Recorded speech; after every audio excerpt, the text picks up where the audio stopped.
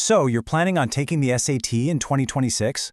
Well, you can pretty much toss out any old study guide you might have. Seriously. The test has gone fully digital, and let me tell you, the rules of the game have totally changed. But don't worry, in the next few minutes, we're going to break down this brand new format and give you a solid roadmap for success. Here's what we're going to cover. First, we'll talk about why this is a whole new ballgame. Then, we'll map out your test dates so you can plan ahead.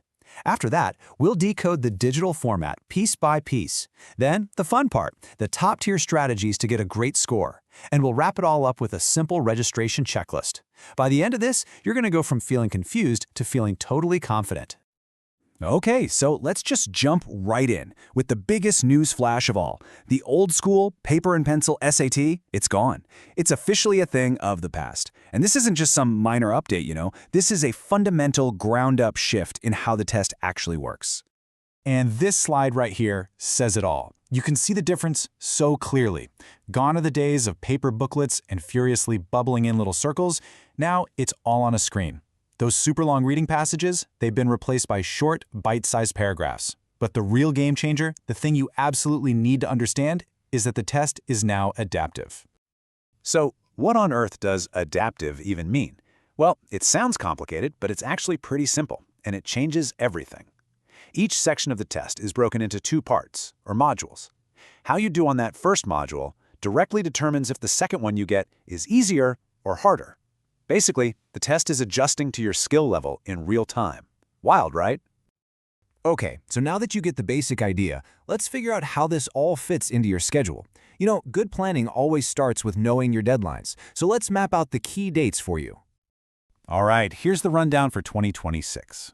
As you can see, you've got options in March, May, June, and then again later in August and October. Now, the standard advice, what most people do, is they aim for their first try in the spring of their junior year. That gives you plenty of time for a second shot in the fall of your senior year if you need it.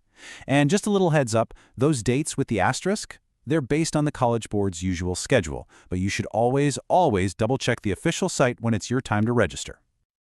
Okay, you've got your dates picked out. Perfect. Now for the nitty-gritty. What are you actually going to be looking at on that screen on test day?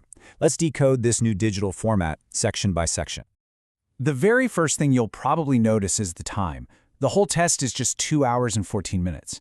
I mean, that is way shorter than the old paper version. It's a much faster, more streamlined experience, which really means your ability to stay focused is more important than ever. So the first section you'll tackle combines reading and writing. You've got 64 minutes to answer 54 questions, and it's split into those two adaptive modules we were just talking about. And here's the biggest change, hands down. You'll see a really short passage, maybe just a paragraph, with only one single question attached to it. No more reading a giant wall of text for 10 different questions. Nope, it's one short passage, one question. Boom, you're on to the next. It's all about testing very specific skills. Next up is the math section. You get 70 minutes for 44 questions, again split into two adaptive modules. But listen to this. This is the part that is a massive game changer. There's a powerful Desmos graphing calculator built right into the test software, and you can use it on the entire section, every single question. This is a huge strategic advantage if you get comfortable with it beforehand. All right, we've gone over the what, the when, and the how. Now it's time for the most important part, strategy. I mean, knowing the rules of a game is one thing, but having a playbook to win, that's another. So let's talk about how you can master this new game. Okay, seriously, if you remember just one thing from our whole chat today, make it this slide. These are the 3 absolute keys to success. Number 1, you have to download and master the official Blue Book app. You need to practice on the exact same software you'll be using on test day. It's non-negotiable. Number 2, your main goal on that first module is to do so well that you unlock the harder second module. Why? Because that is the only way to get into the highest score range. You literally get locked out of a top score if you end up with the easier module. And number 3, treat this thing like a sprint, not a marathon. Because the test is shorter, every single question carries more weight. We've covered the test itself, we've covered the strategy. Now for the final piece of the puzzle, actually getting signed up. Let's just quickly walk through the practical steps so you can get registered with no stress at all.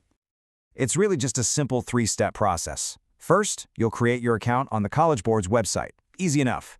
Second, you'll need to upload a clear headshot that fits their rules. And third, you'll pick your test center and your date. And here's a pro tip. For those really popular dates, like in March and May, the testing centers can fill up super fast. So don't wait until the last minute to book your spot. So what's this going to cost you? Well, the standard registration fee in the US is currently $60.